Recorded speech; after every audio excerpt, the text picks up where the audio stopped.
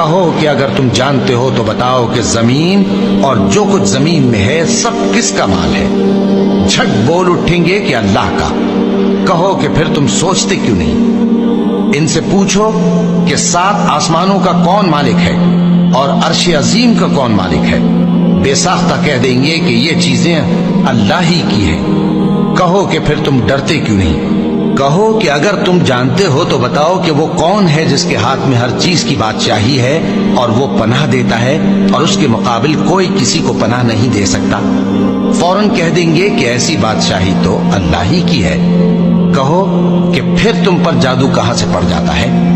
بات یہ ہے کہ ہم نے ان کے پاس حق پہنچا دیا ہے اور یہ جو بت پرستی کیے جاتے ہیں بے شک جھوٹے ہیں۔ اللہ نے نہ تو کسی کو اپنا بیٹا بنایا ہے اور نہ اس کے ساتھ کوئی اور معبود ہے۔